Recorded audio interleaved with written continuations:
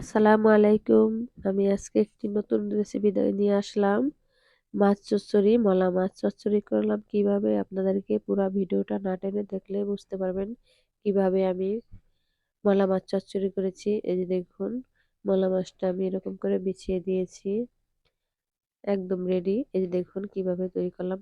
আমি কেটে নিয়েছি লাল আলু, আর নিয়েছি কাঁচামরিচ, পেঁয়াজ, ধনিয়া পাতা, আর নিয়েছি টমেটো আর সিম, গাছের সিম। এটাকে আমি কেটে চারফালি করে নিয়েছি। এখন আমি একে একে সবগুলো উপকরণ দিয়ে দেব। এই দেখুন, দিয়ে দেব পরিমাণ মতো লবণ, হলুদ, মরিচের ফাঁকি, 1 চা চামচ আদা বাটা, 1 চা চামচ রসুন বাটা, আর দিয়েছি 1 চা চামচ জিরা বাটা, দিয়ে দিলাম তেল।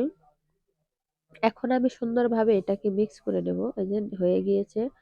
এখন আমি মাছটাকে উপর দিয়ে ছড়িয়ে দেব। এই যে দেখুন, ছড়িয়ে দিচ্ছি মাছটাকে। এখন জাস্ট আমার হাতটা ধুয়ে একটু পানি দিয়েছি। এই যে দেখুন, এখন ঢেকে দিলাম, চুলাটাকে অন করে দিয়েছি। এই দেখুন, লো আছে। এই যে হয়ে গিয়েছে। এখন আমি টমেটো ছড়িয়ে দিলাম উপর দিয়ে, আর দিয়ে দিব ধনিয়া পাতা। 5 মিনিট পর ফিরে আসলাম। এই যে দেখুন, ধনিয়া পাতা দিয়েছি। হয়ে গিয়েছে আমার তরকারি, মাছ চচ্চড়ি। আর ভালো লাগলে অবশ্যই আমার ভিডিওটাকে সাবস্ক্রাইব করবেন। ভালো থাকবেন। আল্লাহ হাফেজ।